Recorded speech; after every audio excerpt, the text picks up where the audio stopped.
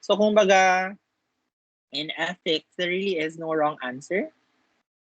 So except on your exams. So you will see a lot of memes in the class. Why? Because your first INK is full of like ma-find ka mo memes or pictures that will relate to the certain aspects of ethics. All right? So here, what is ethics? So at its simplest, ethics is a system of moral principles. So it's basically how people make decisions and lead their lives. So how you live your life, for example. So when you wake up, what do you decide? Do you eat? Do you exercise? Do you go to a charity? Do you study? So it's all there. So it's up to how people make decisions and lead their lives and how they assess good from bad. Very, very simple. So ethics can be a code that is written, or it can also be unwritten, that guides the behavior of human beings. So this is something that's written and unwritten that we use as a guide to live our lives. So for example, when we see someone in need, do we help them? Do we ignore them? So it's really internal, and it is, of course, in the context of different cultures and situations. So, of course, when you go to the United States, ethics there, of course, is technically the same with our ethics, but the culture and situations will vary. Do you understand? So, like, for example, the most basic example that I can give you is, for example, the abortion. It's legal in some countries, it's illegal in some countries. So ethics there play a major role of the conflict and resolution when it comes to topics that are in conflict with ethics of other cultures and that is acceptable in other cultures as well. All right? So here naman, ethics in physiotherapy, what I really want you to take note of, it's basically just defining the relationship between the therapist and the patient and the therapist and other healthcare professionals based on mutual respect and trust. So basically, we have a relationship with our patients, we have a relationship with our peers, our colleagues, our healthcare professionals, and we all base this relationship on mutual respect and trust. That's how we can keep this moral code of conduct inside the workplace. All right. So why did I put this meme? Because later we will tackle a lot of things that will go into coercion and um, bribery or whatnot. So as physical therapists, we always want our patients to do their home exercises. And I find this a meme really funny because we want our patients to be go back to their optimal function, but it's really annoying whenever they come to the rehab, you treat them, they feel okay, and then when they come back the complaint is the same. It's basically because they don't do the exercise, and later you will see if is it ethical. The question here is it ethical to coerce someone to do the exercise, or is it ethical to only tell half of the truth to encourage someone to do the exercise? So we will discuss that later in the principles of biomedical ethics. All right. So normative and descriptive ethics, here you will find it in your book. And to differentiate, normative ethics aims to understand and apply justified moral values to personal decisions and character. So in physical therapists, this is where we draw insights of physical therapists and other HCPs, sa philosophers, religious thinkers, and attorneys. We draw insight there for our normative ethics. So sa ila, ta nag-draw insight. Not only sa PTs, but sa philosophers, religious thinkers, attorneys. And this builds the general understanding and application of moral values. Wait lang, class.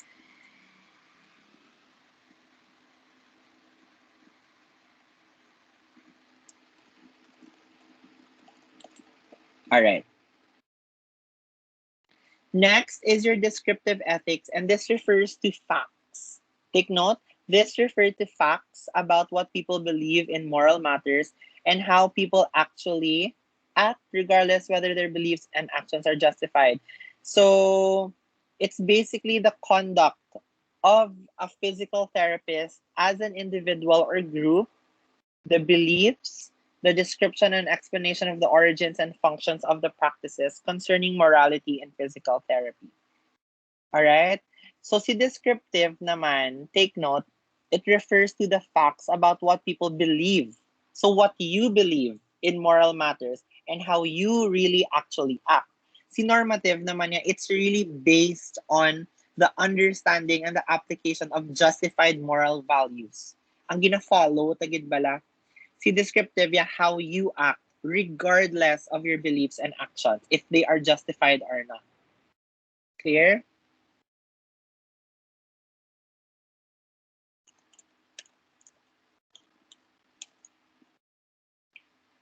All right. So here, what is morality? So very simple. It is the degree to which something is right and good, or the goodness or the badness of something, or the belief of what is right behavior and what is wrong behavior. So here, dirita class ga start have some conflict. Kay what is good for you might not be good for other people. Like for example, if I'm vegan, I believe that I'm not vegan, class ha. Example lang, if for example, I'm vegan, for me it's bad to eat animals. But for you, it's good to eat animals. So here is where morality becomes this weighing scale of, is this good? Is this bad? And it's very controversial because there are four types of moralities or four subsets as to how we define morality.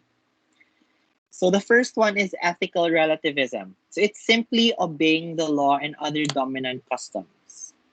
So for example, the law is you cannot kill. So you're just simply obeying the law. So that is ethical relativism. So when people say na, oh, I'm obeying the law, I'm paying my taxes. So I'm already moral. Or I'm obeying the law, I'm paying my helper minimum wage. So that's already moral. All right. But the conflict here is we're stuck in this box wherein that is already moral, that we don't look further towards what we can do to improve certain situations. Clear? Next is ethical egoism, and it's simply pursuing what is good for ourselves. For example, si Mr. Helvoleo, nagkadto siya sa class. And then, naghambal na siyang, wala pa nag-abot ang iba niya ng classmates, pero naghambal na siyang, sir, start na ta. Kay we're wasting time, for example. So that's basically ethical egoism. Na do ka, bahala ng iban, basta it's good for me. Understand? So that's why the word there is egoism. Your ego, yourself. Clear? Mm-hmm. Next is utilitarianism. And it's producing the most good for the most people. So ano to gani kagina akong example sa Goodman. For example, there are 34 of you here in class, tama? There are 35 or 34. Kag sa tanan sa inyo, si Miss Hontiliano lang gid ang gusto online class. And the 33 of you, you all want face-to-face class. So, for the 33 of you, it's moral to want face-to-face class, bisan hindi gusto ni Ms. Santillano because it's producing the most good for most people. So do you understand? So it's like majority rules, kumbaga, or like what we call quorum in business. And last is rights ethics. And it's basically just respecting basic human rights. So what are your basic human rights? Your clothing, your shelter, your food, your water, even education is a human right. Your dignity is a human right. So for example, when you believe in rights ethics, you're saying that it's moral as long as you respect the human rights of people. You understand? So I think one example is like, for example, if this area is a squatters area, and then you want them to vacate, but then you give them a place to relocate. So you're still respecting their human rights because you're still giving them the rights of having shelter or having a home, right? So these terms are very, very easy to understand. And later, as you will look at Module 1 nga channel, you will see there your ink. This is what I want you to do sa extend nga area. Sa engage, you will just have very short essays. But sa extend, this is what I want you to do. I want you to find a picture each for ethical relativism, egoism, utilitarianism, and rights ethics. And then you can find a picture, a meme, a pun. You can make a real life situation. You can edit your own picture. You can use your own pictures. You can draw it in a bond paper and take a picture of it as long as it depicts anything from the four kinds of morality that I discussed. So here, sa first meme sa upper left, it's I am against dangerous ideas, but I love moral relativism. Like for example, in the United States, it's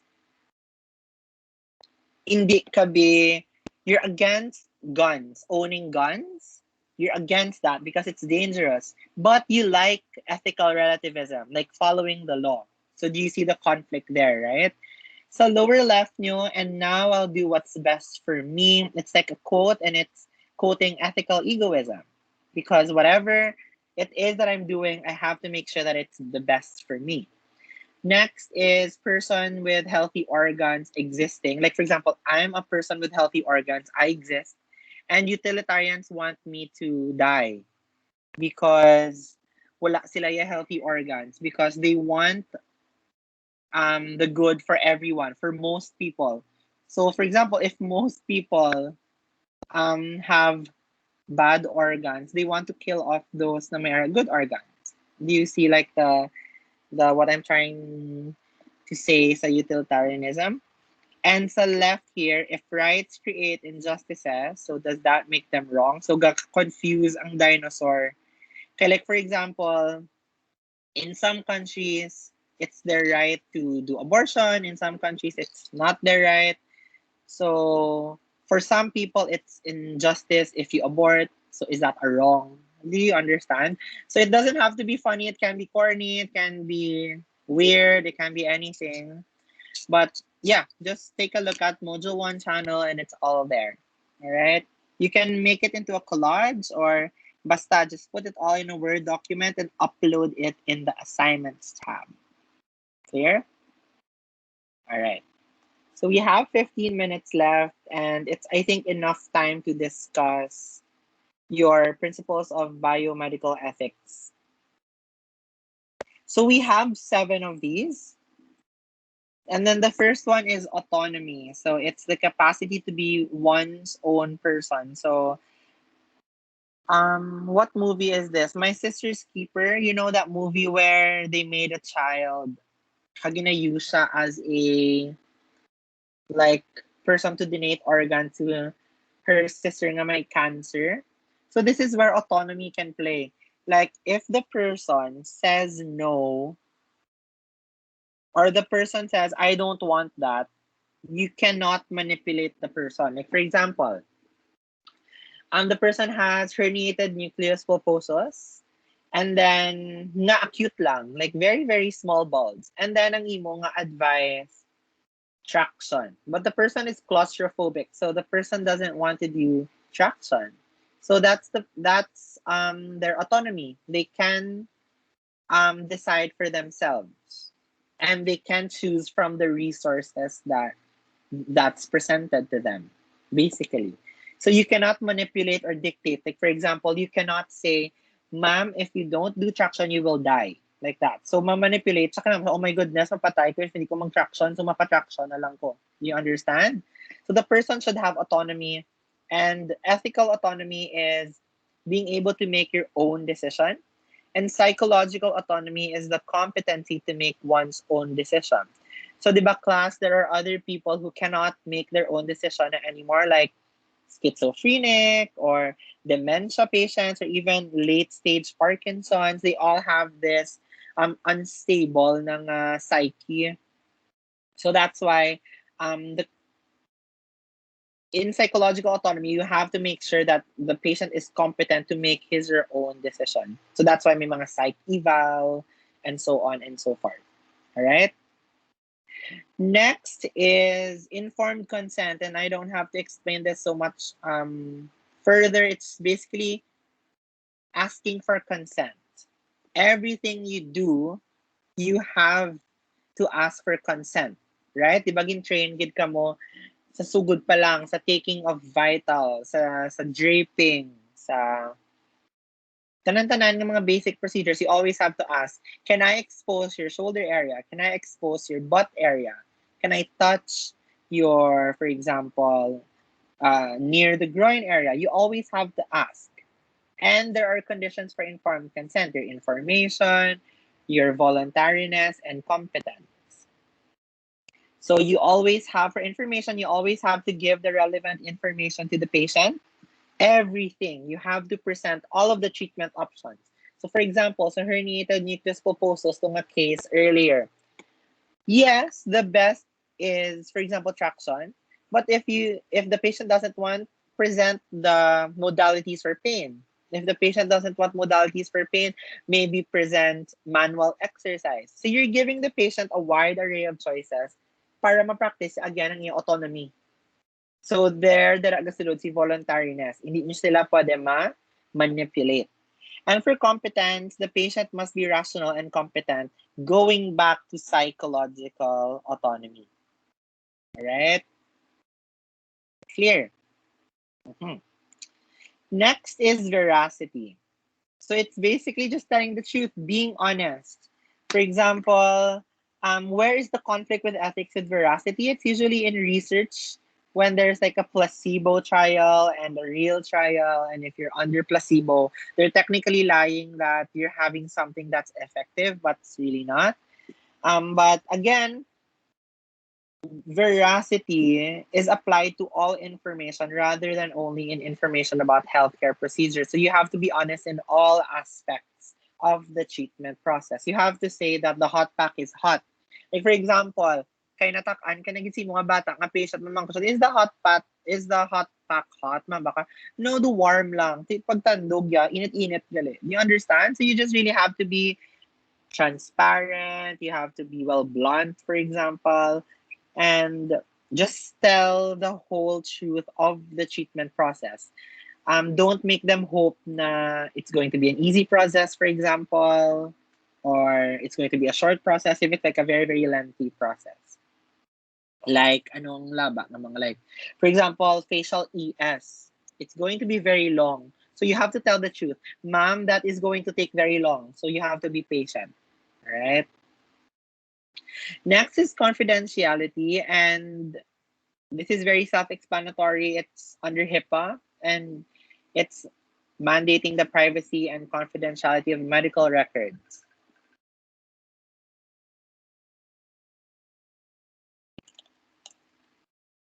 So for example, I think the best example ni naging give ko sa Goodman was, for example, you're treating a patient with humerus fracture, no? And then may siya gali history of HIV, and gin-divulge siya mo like, sino de? Si kay Miss Dela Cruz, kay PT Dela Cruz, nga ba siya nga, you know, bala, I have a history of HIV, but gina-treat ko na siya now. Meaning, na I'm under medication. And then, si Miss Dela Cruz, for example, ginsugid niya sa bilog yung internship class. Now, you know, this patient, Mr. Don Juan, may HIV. So that is breaching confidentiality, and it's not ethical. Okay, do you understand? So any medical records, may it be something as serious as HIV or something as minor as vertical scar sa chan. If it's under the medical records, you don't have the right to divulge it to unauthorized persons or people. All right? Non-maleficence is doing no harm to others. So the best example here is, for example, si Mr. Bukyal kag si Miss Trinidad, enemies. Si Mr. Bukyal ang PT. Si Miss Trinidad ang patient. Si Miss Trinidad, for example, na-fracture ang iyang humerus naman. Nainit si Mr. Bukyal kay Miss Trinidad. As in, sworn enemy agad. So, gin PJM niya ang fracture. Kaya para maglala. Do you understand? So, it's basically harming another person. So, that's non-maleficence. Do no harm to others. Despite how you hate this person, despite how you dislike, for example, si Duterte, mapatritsi mo. So you still have to respect that patient as a human being. Going back to rights ethics. Alright? Sige. Next is beneficence, and this is the cornerstone of medical care. So it's doing good to others. So what does this mean? This is basically like doing beyond what is asked of you. So as a physical therapist, you are paid for by the hour. But when you want to practice beneficence, it's like even after hours, you check up on your patient. How are you? How are you doing? Are you doing the exercises? Because those little things promote health for the patient. Yes, it's promoting health for the patient above any other considerations. No, so it's basically just doing good to others. So non-maleficence and beneficence, they're related. So again, going back, like for example, to sa kay PT Bukyal kay patient Trinidad. Like they don't like each other, but the PT still has to do good because it's under your oath and it's under ethics. And it's just basically good. It's moral to do good to others. All right? And lastly is justice. So it's fair, equal treatment to patients. So I also share this to Goodman, but I had a patient once na was anti-LGBTQA.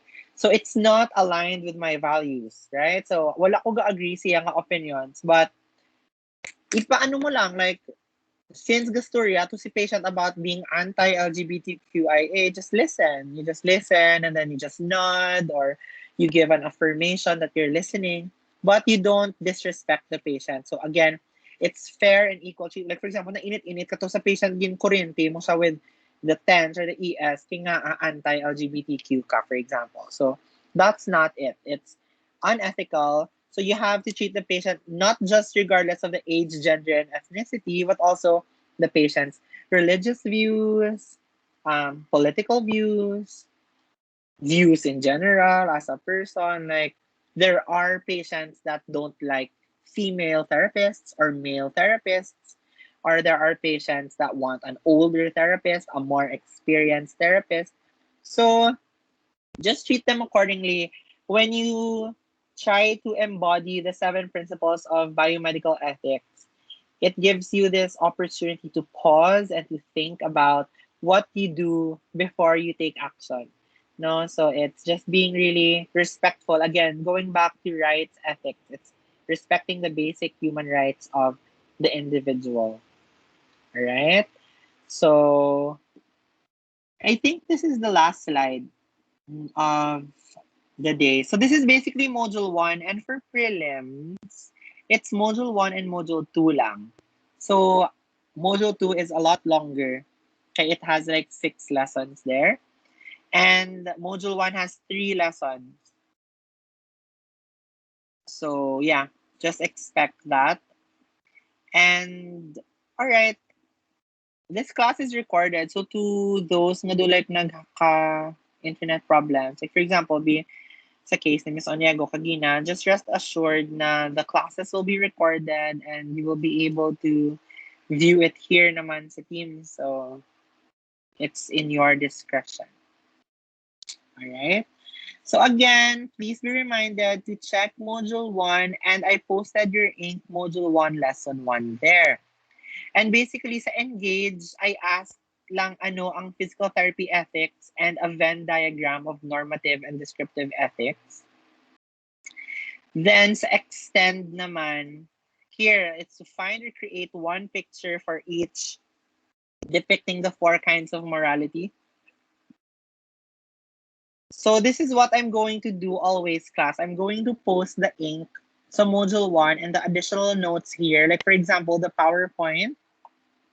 And then, diri na kamo maano, here na kamo like malantaw for your notes. Kaya it's really easy. nandito na sa channels. And then, you download you make your assignment sa Word file, and then you just upload it in the assignments tab. Because I already posted how you write your name there. Like, for example, label it Module 1, Lesson 1, like Incarnation, Module 1, Lesson 1. Okay, para it's easier for me to check. Alright? Sige. So, can everyone please turn on their cameras? Ma-picture lang gid ko for attendance.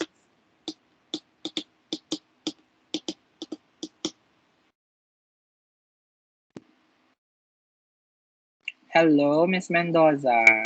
Miss Araneta. Si Trinidad is here. Who else? Mr. Matsuda, the Lumen, Barrios, De La Cruz, Polientes. I cannot remember everyone, but I'm just very happy to be back here. There I have Leo, Nobleza, Diaz. All right. Is everyone here? This is my attendance, huh?